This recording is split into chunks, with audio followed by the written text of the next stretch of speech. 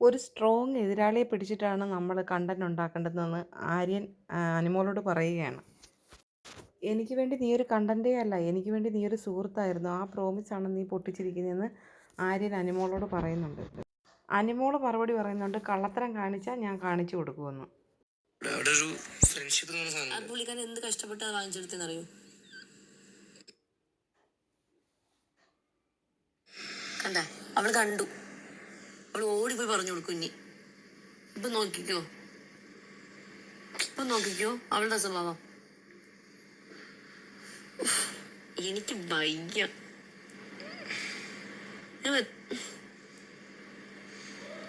ഇനി ഇതിനൊക്കെ എന്തൊക്കെ പറയണെന്ന് അറിയാമോ? നീ ഒരു കാര്യം ചെയ്യും, നീ കിടന്നുറങ്ങാം. ഞാനിവിടെ ഫസ്റ്റ് വന്നത്. നീ ഉറങ്ങുന്ന പറഞ്ഞ?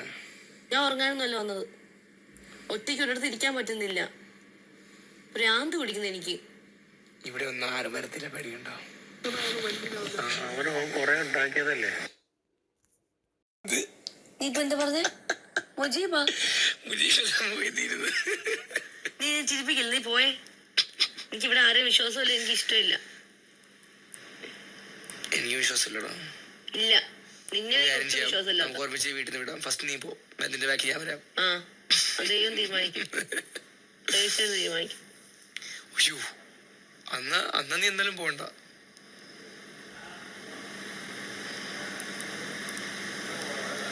അതൊക്കെ എന്താടാ? നിന്നെ കാണുമ്പോ ചിരി വരുന്നു, അതാ ഞാൻ ചിരിക്കുന്നത്. എന്നെ കണ്ട് നീ നിന്റെ മുഖം കാണുമ്പോ ചിരി വരുന്നു. എന്താ അങ്ങനെ ആ ഒരു മൈൻഡ്? Correct mister been. നിന്റെ അപ്പന്റെ മോൾ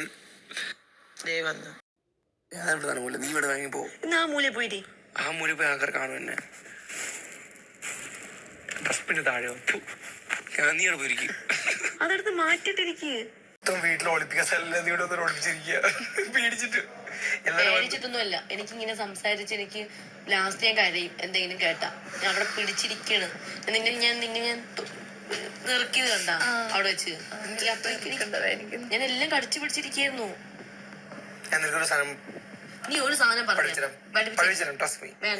നിന്നെ വിശ്വാസം കേക്കല്ല ജിലേബി. നമ്മൾ അഭിനയിക്കുമ്പോ